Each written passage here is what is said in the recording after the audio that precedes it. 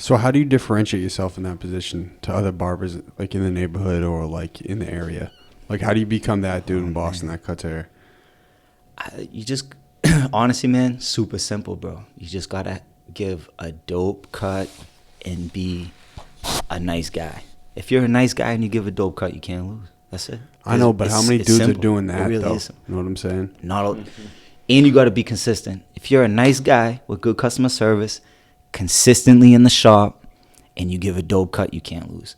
And a lot of barbers are missing one of the three, two of the three. To have all, there is barbers out there that have all three, but like 1 out of every 10 barbers have all three, right? So it's like finding a needle in a haystack. They're out there, the awesome, unbelievable barbers, way better than me out there, but it is hard to find because it is a saturated. There's barbers everywhere, right? 5 on every street. So finding a good, dope barber is hard, but they are out there. They got to hit all three. Be a good guy, give a dope cut, and what's the other one? Give a good guy and be consistent. Consistent, be a good guy, and give a dope cut. You got to write a and book, you're good. bro. Hi, I'm Nick Testa, and this is my golden hour. Oh God, what's going on? Where am I going? Dad? Yes, my son. I am Deuce, the deer god. I'm so confused. Who am I? Derek. Your true name is Dercules. Dercules. Wait, what? Yes. You are Dercules, the god of the forest.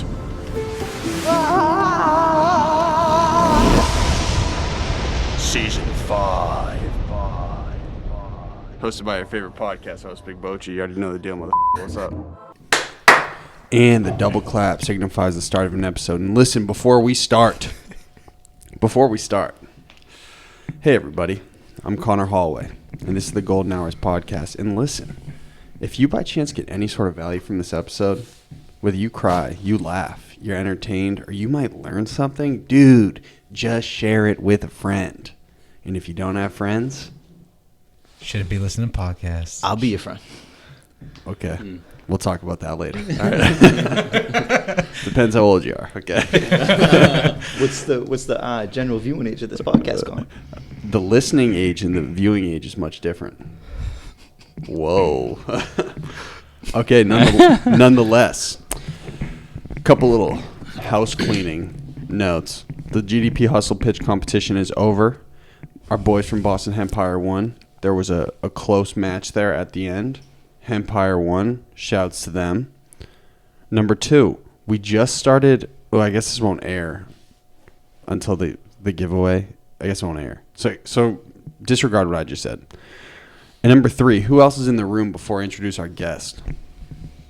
Yo, C-Mac here. And tis I, Jack. And can you guys give your GDP code names in case people don't know? They call me Bixx. And Young Foy, Which stands for? Fountain of Youth. That's a classic nickname, is it not? That's dope. Yeah. Original. All right, so listen, at GDP Hustle, we tossed a curveball in there, and I got an idea from our guest's brother. I was like, they came on the show, and they were like, yo, you should have a barber at your event giving out lineups. And I was like, bro, that is the best idea I've ever heard. So I hit up Nicky Buckets, and I said, yo, dude, can you come to the event and give out some freshies? And he said, dude, I got you, bro.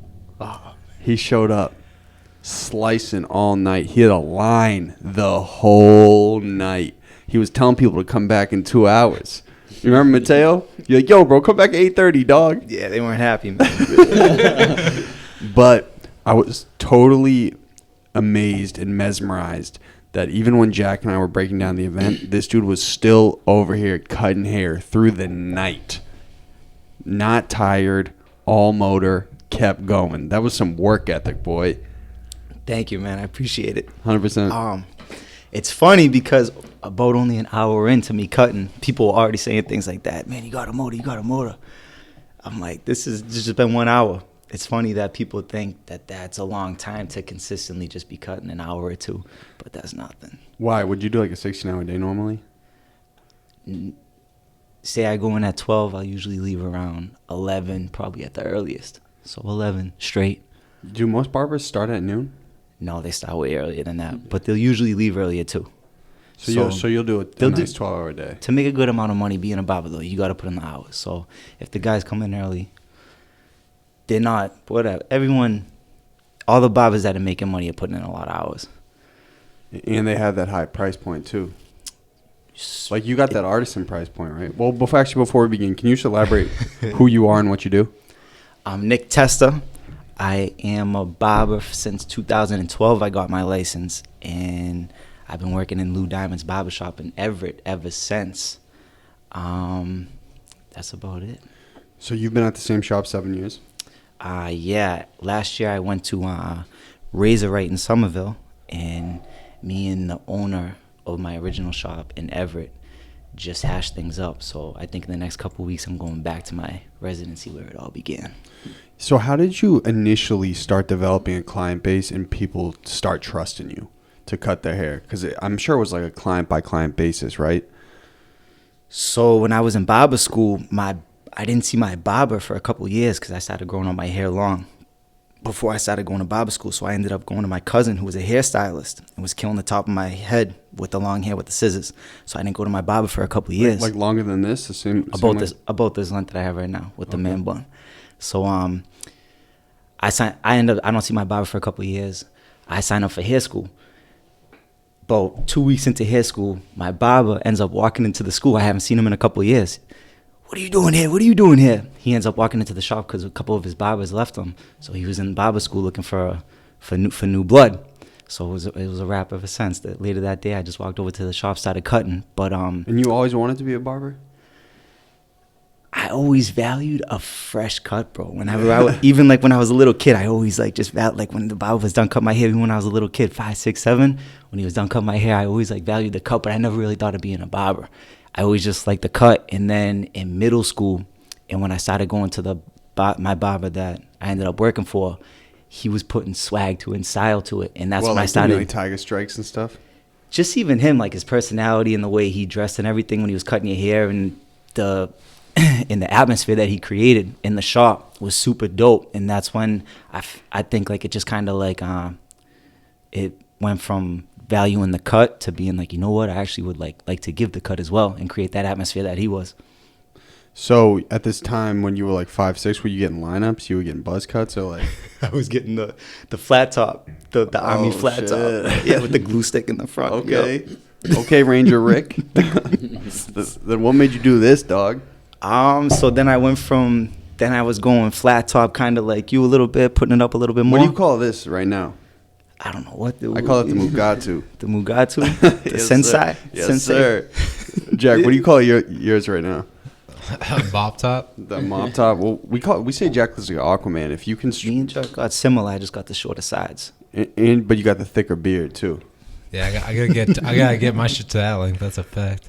So what would you call C-Max? The men's regular. Yeah. 100%. So the people come Sorry into the about shop that, and they're like, yo, bro, I want the men's regular. You're like, all right, dog. You're like, all right, fine. I don't think they don't articulate it like that because I think but a lot of them do. It's a good looking cut though. It's no basic. I put my little touch to it to spice it up a little bit. Like, you know? like what would you do to him? You give him a little gel in the front. A little hard edge. He's looking. I at wouldn't you. give him square sideburns. 2020 is kind of out, right? You either want it to just come into your beard or you bald out the sideburns. Sideburns in 2020 is out. We don't do that. Weird, kind of weird. Get a little scruff, have it connecting to the scruff. What if you can't With grow the the back, scruff, though? a square back is kind of a little too professional. Faded out in the back. Line up in the square back is kind of That's not in. You said line it up? Yeah. Line the sideburns up? Yeah. But to a point? Ludicrous? Yeah. What do you mean? It's too much? Well, you got to take in, who they are, kind of how they dress, how they talk, what they do for profession, right? Everything like that. So kind you of taken into account, and then You assess these things when new clients come to you. yeah. So you listen to what they want first, right? I would just listen to it. Oh, what do you want to do today? And when they tell me, I'll make suggestions and come up with my best idea. I'll run it back to them, and we'll make it work. So when you initially go to the shop, the Lou Diamond shop, who trusts you with their first cut? I think it was Justin Robinson, black kid with waves. And he trusted the white kid to cut waves his hair? is when you have curly, kinky hair that African Americans have, right? But it's cut short into a small afro, and they lay it down, and that's what creates the wave pattern on the low cuts, right? And I had no idea what the hell I was doing, so he sits in my chair first, dude. I've never cut the wave pattern before. Yeah, so the owner of the shop, Gene, comes over, starts telling me what to do, whatever. Thank God. And the cut actually ended up coming out pretty dope. But but yeah, going into the shop, I had no clientele, and he was super supportive of me, you know. So he had no barbers at the time. A couple of his barbers left him all at the same time. So when he came into hair school and got me, it was just me and him in the shop. And yeah, definitely no one wanted to come to the new white guy in the shop. But he was supportive and just kept telling everyone to go to me, and just kept slowly building up. Did you blow any cuts at the beginning with anyone that you just totally fucked up? Honestly, bro, not really. I ain't gonna lie. Not really. Like, I know I could have done better, but like to the customer's eyes, a barber eye and just a normal person's eye is two different things, right? So my eye, I was like, I wish I could have did this a little bit better, but the client didn't really notice the things, you know, that just my beginner skill set wasn't allowing me to do. They almost still didn't even notice it, you know. I kind of came in like with given a decent cut. So you had a confidence from the get, because I think that's most what. So mind you, shouts out to my guys Los Primos and Walton. That's normally where I get my cut.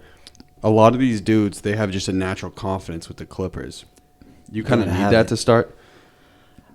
Absolutely, bro. You want to have confidence in everything you do, right? Mm-hmm. So definitely when you're dealing with cutting hair is such an intimate thing, right? You in the person's face, you're in their personal space, but you're trying to make it like you're not in their personal space. So you got to have that confidence to make them feel comfortable, right? And you're giving them their like a huge portion of their look and everything. So you definitely want that confidence when you execute. So you've never had a client come back to you, been like, yo, bro, you totally blew it. Like, you fucked up my move for the next 3 weeks.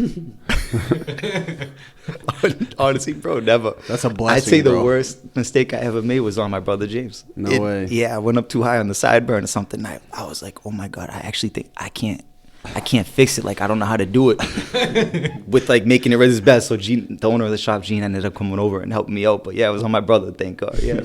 Did James know that you blew it? I went up. I turned him into the mirror. I was like, bro, I fucked it up, dude. He was like, dude. Yeah, he was pissed. He was scared, but he ended up fixing it. The other barber ended up fixing it, so it was smooth. Well, he's over there like 2-3 times a week, bro. He gets it on the regular, dog. He does. He comes once a week. Well, you know how all this started, right? I got the beard now. So. Well, so I had your brother on the podcast first, and then I had Nick, and they both had like these fresh ass lineups. Oh, and I was man, like, bro, is this like is this an Eastie thing? Like, these dudes come through with the cleanest cuts. I thought that was dope, hearing from the city that y'all from, and then when you start hanging out with all the people from around here, I'm like, I think that's mad funny that you like noticed that. That's kind of Girardi, like you know, Mike Girardi, he was here. The personal trainer, runs a personal training business. Yep, Girardi's the man. You cut him up too, because his was crispy too. I never did, but at the event GDP Hustle, he did want to cut, but like you were saying earlier, there was a bunch of people that was already in line, so I didn't get to him. You weren't hot the man, baby boy. Yeah, I wanted to cut Girardi performance though, but I didn't have a chance. So over time, people that are coming into your shop start trusting you. How do you grow your business? Like, are you just like, okay, I can start charging a little bit more now because people trust me, or? So you wanna, like we were saying with the confidence, right? So you wanna, when you're trying to, it's all about making money, and once you start doing it too, you see like how you really start building relationships with your regular people, and you're really making someone feel good about themselves, right? When they come in and people start telling you, oh my God, every time I come in here, when I leave, I'm in a better mood. Like, you know, that's such a feel good, right? But it is about the money too, right? So everything's building your confidence simultaneously, and when you're figuring out how much you're going to charge for a cut, you're trying to get yourself booked. So you're supply and demand, right? So the more the more demand you have, you can just go up on, and you get more confidence in your cuts. You start getting more products. You know that whatever cut that they come in with a picture off of Instagram, you can do, right? You got that confidence. They have the confidence in you. Oh, I know my barber can give me any type of cut that I want. You can start charging a little bit more for your cut, right? So I actually have clients that people ask them where they get their haircut, and they tell them a different barber because I'm booked out, a portion of the week. Wow. And they literally tell them a different barber because they don't want it to be even more booked out. Wow. So when you're in this position, right, like you're in like a mastery position now of like being a barber, correct? Like I'm working on it. But like you're like a professional now. Like you're like, I got confidence to, like I was saying, pretty much, give like any type of cut, yeah. So would it be beneficial for you to now land clients that are like the richest dudes around and like roll with them wherever they go? Like I know Kevin Hart, when I was in a movie, I was actually in a movie in Lynn, his barber showed up with him on set, and he was getting a cut on set every single day. That's dope. Like, wouldn't that be fire for you to have like one like loaded ass dude that you just slicing consistently? Absolutely. I would, who knows where it's going to take you, but I would like to have a couple of those dudes to just keep it fresh, right? Instead of just always being with one person. Like, I don't even really like at this point, I'm starting to see different things, and I don't even really want to necessarily be like in a shop for too long. Like, I like variety and different faces and meeting new people and stuff, but absolutely, I want to, that's the next step. Once you start building up your clientele in the shop, and now you're just booked out and you're kind of capped out in the shop, right? You're like, okay, I can't really go too much higher on my prices while keeping my clients happy, right? You're not trying to rape the people that you have all these strong relationships with, right? But you're booked out and you're always trying to make more money, right? It's kind of like that's the next level, is starting to try and attach to people with more money and maybe be their personal barbers, traveling barbers that are willing to pay more money for a cut. So how do you differentiate yourself in that position to other barbers like in the neighborhood or like in the area? Like how do you become that dude in Boston that cuts hair? You just, honestly, man, super simple, bro. You just got to give a dope cut and be a nice guy. If you're a nice guy and you give a dope cut, you can't lose. That's it. I know, but how many dudes simple. are doing that, really though? Is. You know what I'm saying? And you got to be consistent. If you're a nice guy with good customer service, consistently in the shop, and you give a dope cut, you can't lose. And a lot of barbers are missing two of the three. To have all there is barbers out there that have all three, but like 1 out of every 10 barbers have all three, right? So it's like finding a needle in a haystack. They're out there. The awesome, unbelievable barbers, way better than me, are out there, but it is hard to find because it is a saturated. There's barbers everywhere, right? 5 on every street. So finding a good, dope barber is hard, but they are out there. They got to hit all three. Be a good guy, give a dope cut, and what's the other one? Give a good guy and be consistent. Consistent, be a good guy, and give a dope cut. You gotta write a and book, you're good. bro. They'll be a great guy, be funny, everything, be consistent. They'll be in the shop, but they ain't giving that great of a cut, right? Or they'll be in the shop every day. They'll give a dope cut, but they're kind of like an asshole. People ain't really rocking with him, even though they're giving a good cut and they're in the shop every day. Yeah, he's an asshole. I ain't really going with him, So if you got all three, you can't lose. Simple stuff. And would you ever like toss in like a back rub in there, like for your clients? I want to, like, someday open up a shop and have that as an option from a bad bitch. Dead ass though. Absolutely. Have a couple good. You tell me a lot of guys ain't gonna go to the shop just for that. Man, I'll get the cut. I just really want to go there for a little cut. I don't even care about the cut. Get the back massage from her after. Absolutely. Well, I know some barbers use like one of those vibrating massages, like on their back. You know what I'm talking about? The one in the hand. Or no? Well, yeah, they'll like put one of those in your back when you're like waiting. I'm like, whoa. I really wish it was a girl that had this. Exactly. That's why I don't do it. I'm like, it does feel good, but I don't know. It's kind of like guy on guy too much. Do you cut female hair ever? I do, but it's only gonna be if it's kind of the same length as a guy, like how the girls get the undercuts, like an Amber Rose kind of Amber Rose type of thing, or like they have the long hair and they shave, one side of their head, put a design on it or something like that. But the longer hair, I'm not there yet. But I would love to learn it, at some point. But right now, just mostly short hair, yeah. What would it take for you to learn how to do female hair? You got to go back to school, or? So the only difference between a cosmetology license, hairstylist, girls, women's hair, and a barber license is actually the barber license is I think you can work in a salon with a barber license, but you can't work in a barber shop with a salon license, because the only difference between the two is the barber license, you're licensed to use a razor blade, the straight edge. So I think I wouldn't even go back to school for it, bro, because you don't learn nothing. They don't teach you nothing in school. They teach you I went to New England Hair Academy. They don't teach you one thing about giving a haircut. Where was your school? But they teach you how to be clean. They're all about sweep your station, line up all your stuff, be clean. But in Malden. Yeah, right, Malden Center. But so honestly, bro, I think with the barber license you can work in the salon. So I wouldn't even go back to school because they don't teach you nothing about giving a haircut. So I would just get a job in a salon if I want to learn women's hair and just learn from all the chicks in the salon. Or you could, yeah. Like, has anyone ever been like, "Yo, Nick, I would love to intern for you"? Just like learn how you. It's so funny, bro. How we were saying a barber can create that atmosphere, right? That even got me wanting to stop being a barber. It's funny, like, the atmosphere that we created in the shop was so dope that it got dudes that I feel never even themselves thought about being a barber. They kind of don't even really value a cut that much, but they like the atmosphere so much that they actually start asking me, like little dudes in like middle school and high school, "Yo, Nick, you think I should start cutting hair?" I don't know, man. You guys are just chilling in here watching sports all day, listening to music. Like, this is you think I should cut hair? So I don't know. Hey, any questions from the two totally different hairstyles over here? What do you call it, the men's casual or the men's normal? And then we got Aquaman. Yeah, no, I mean, like, he could be a double for Aquaman.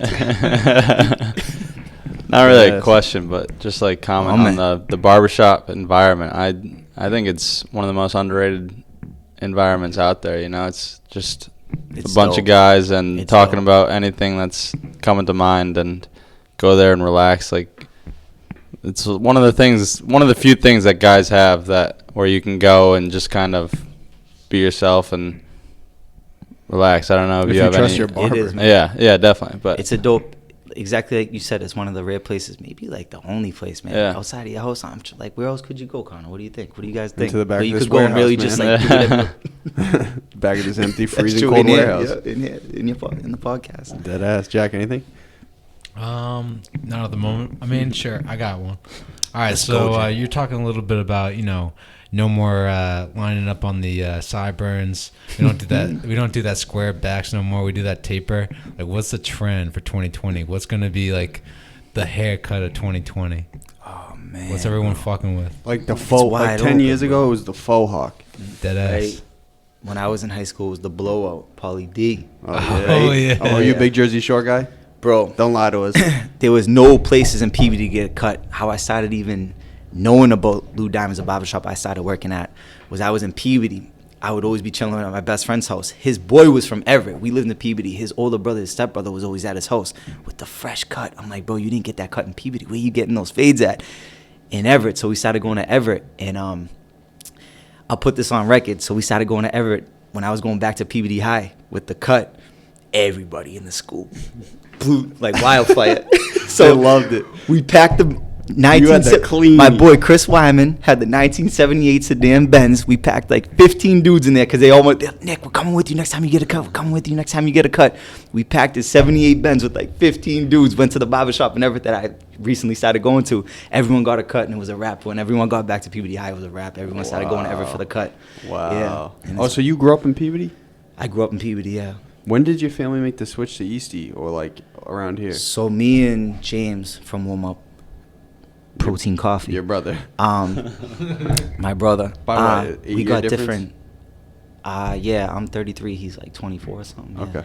Yeah, like 9-year difference. Yeah. Whatever. Me and him got different moms, but the same dad. So when my parents had me first, my mom and my dad separated right after I was born or whatever, and my dad and his mom got together, been living ever since. And then he always lived in East Boston, so my parents never lived together. My mom always lived in Peabody, and my dad always lived in East Boston. And are you the only kid from the first marriage? Yes. So was that weird for you having like a new brother from a new marriage? What was that like?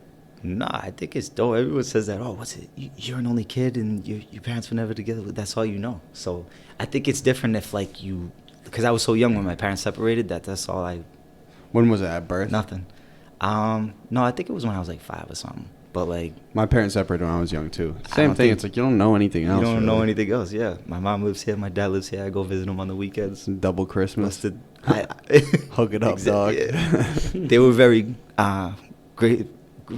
They were very generous on Christmas too. My parents. So. Because you were an only child. Yeah, I know. It was dope. And so, what was it like when you found out your little bro on the way?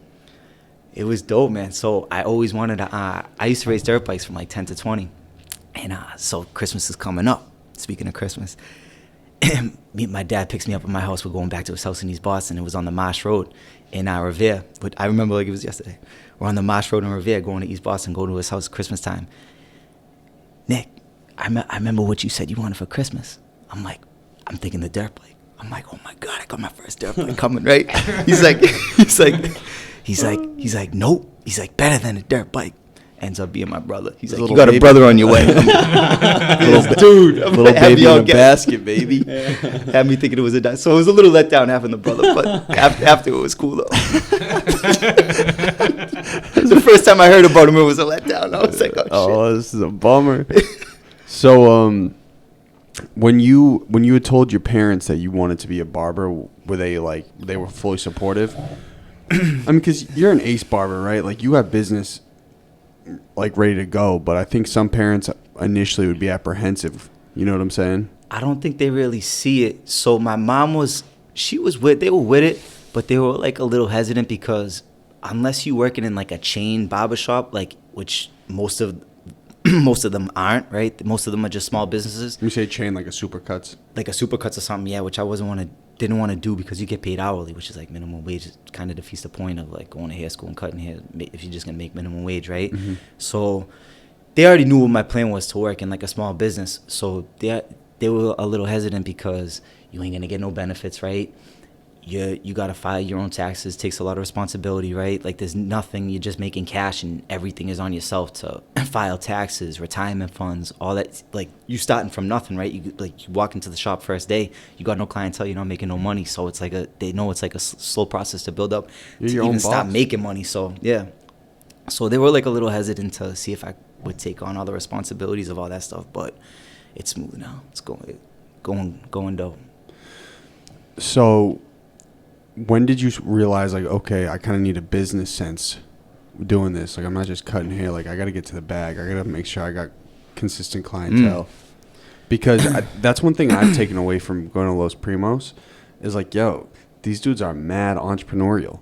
They need to keep someone in their chair, bro. That's like whatever you put in is what you get out. That's it. If you're not cutting, you you're got not to making go money. Exactly. If you don't have the clippers in your hand, you're not cutting. You're not making money, right? And so your shop doesn't get mad if you go pop to someone's crib and give a cut. Like you're totally your own boss, right? You don't totally your own boss. You just file a 1099, so an independent contractor. Mm-hmm. Taxes at the end of the year. That's it. So you link up with a cool shop owner, this was my angle coming into the game. Instead of, like I was saying, instead of working at a chain getting paid hourly or whatever, my angle where I would probably be able to maximize earnings out of it was you get cool with a shop owner. He lets you keep all your money, and every Saturday you just pay rent for the chair, and that's it. You're an independent contractor. You know, you get a key to the shop. You do whatever you want. Just pay your rent on Saturday to the shop owner. And what is that traditionally in the chair? It's like $500 I'd say in the month? Boston area, per week, 150s per week for a chair is low on the low end, right? You're probably not going to find it for less than 150, and 250s high. So if you're paying 150, you got a deal, and if you're paying 250, it's maxed out. So like 200s average for a chair a week. So you're getting like, you got to dish out like $600 a month. Like $600 a month, yeah. And so what's that, like 20 cuts? Say you're charging $20, yeah, what's that, 5? That's and then 30 6, cuts. 30 with the cuts, yeah. And so how long does it take you to get 30 cuts done? 2 days, 3 days? 30 cuts. If you're cutting 12 a day, yeah, a little less than 3 days, like 2 days or something, yeah. So at this point, that's like 20 a cut. Like how many? You did 8 cuts today. Yep. How many cuts you got tomorrow? So I do online appointments. That's what most of my cuts are coming off of is online appointments. You got it down with science. And I got Let's it go, set baby boy. from Bixx, Nick Testa. I got it set from 12 to 9 on the appointments, right? But I'll come in early if everything's filled up and people hit me, oh, go in early, you know, the appointments are all filled up on the app. Can you take me or whatever?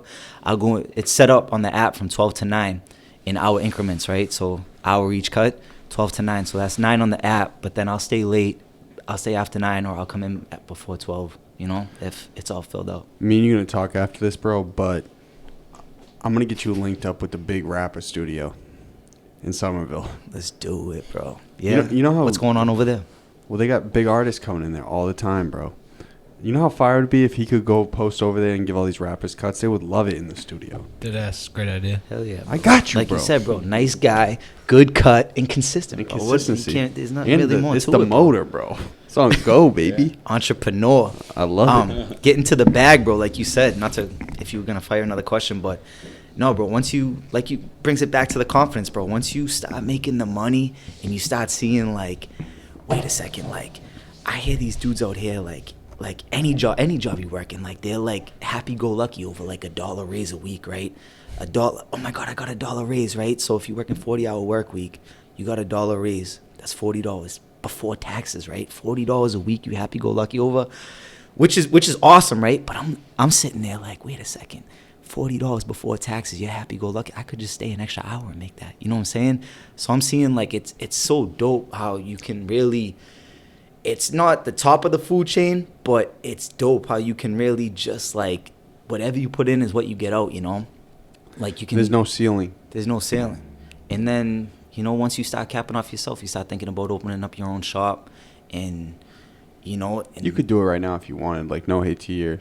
yeah, once you got those 3 things down, man, and you just think, man, I could just put this into the barbers that I bring into my shop, show them the blueprint. It's the blueprint, the 3 things: consistent, good guy, good cut, and you just pass it on to your barbers, and it's easy. But where does Yeah. good real estate come into play? Like, you're in Everett. Mm-hmm. You'd probably be making way bigger bag if you had something in Back Bay, right? I think With all these you corporate can dudes. make it happen anywhere, bro. You can make it happen anywhere, right? Like if you grinding, you can make anything happen. But I think my formula, my recipe, when I think about opening my own shop a little bit, and I think of where I would put it, I think you got to just be in that perfect blend, right? Of high population, but good money, right? So usually like the high populated places are low income, right? And the low populated places like spread out houses and stuff is all the high income money, right?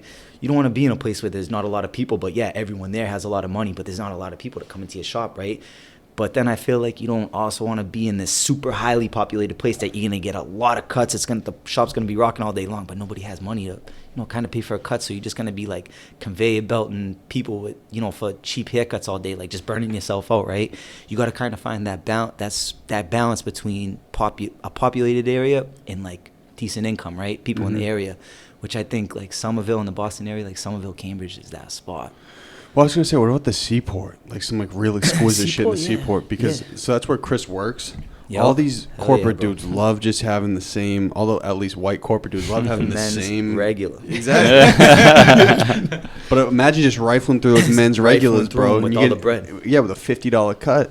I know. 10 times a day. Seaport's dope too because it's just coming up right now, right? It's 2020. That's when the podcast is going on right now.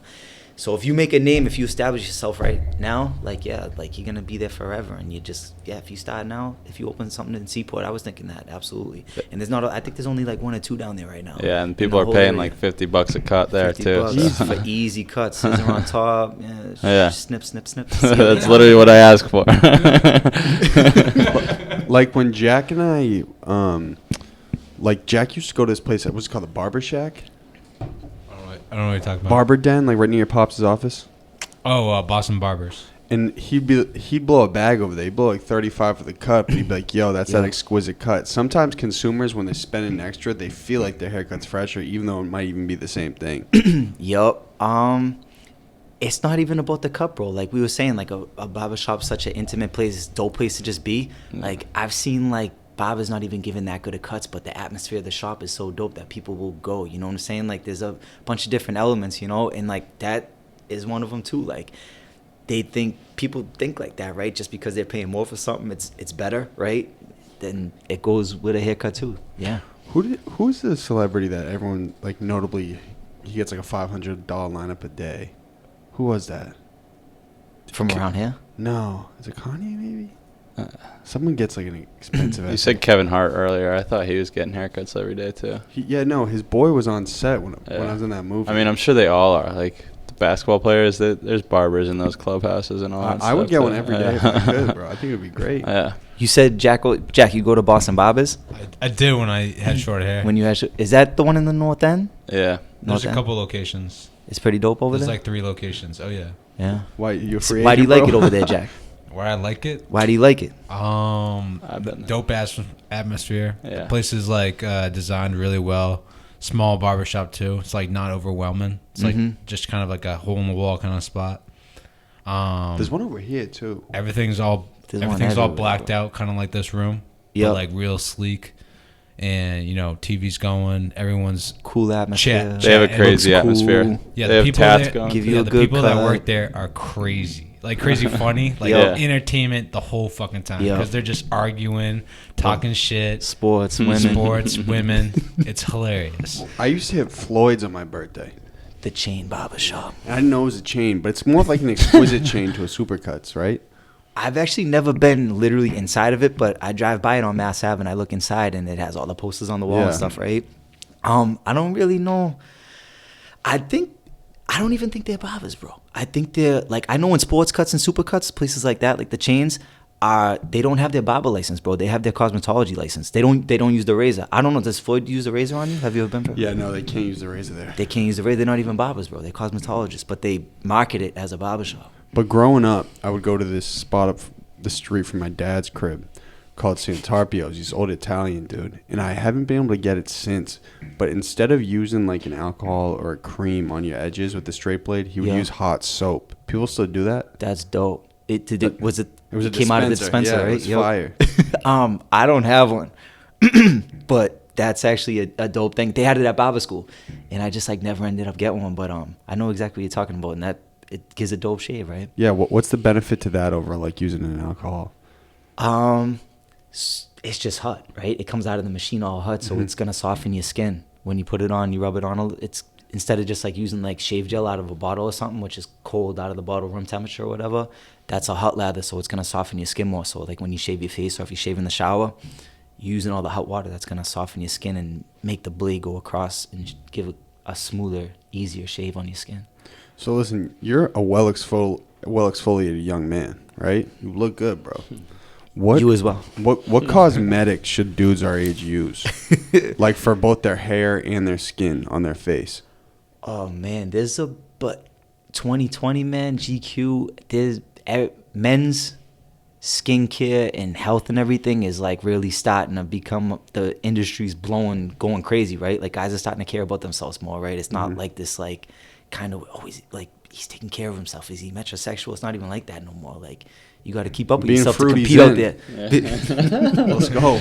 I've always been this way. You gotta look good to right. You look good, feel good, Absolutely. do good. Yep. So what do you personally use? I use all different type of stuff, bro. But I was using for like my whole life until the past couple of years, bro. I was using just like Dove white soap on my face, bro, which is terrible. Bad soap on your face is terrible. Man, get a face wash, get a body wash for your body, get a face wash for your face. Use Basic like an face exfoliator, wash? like a scrub, once or twice a week, right?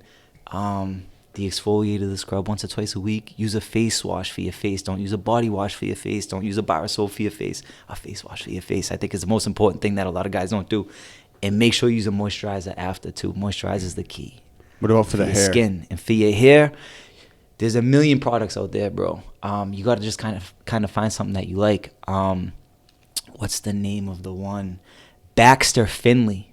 Baxter Finley is from a dope barber out in California that was on like one of those like reality like dating shows, bro. I forget like Rock of Love or something. It wasn't Rock of Love, I don't know, but anyways, he's a barber out in Cali, and his product line is Baxter Finley, and like That's what you on use? all the YouTube videos and stuff that I be watching, like everyone swears by him. So yeah, that's Baxter what a Finley. lot of the dudes be using. I think like they don't even sell it in stores, so you gotta order it online. Like I think it comes straight from his barbershop, Baxter Finley. Dude, given your brother's expertise in product and retail, you should just start up a cosmetic line, bro. Start something small. He knows how to sell it.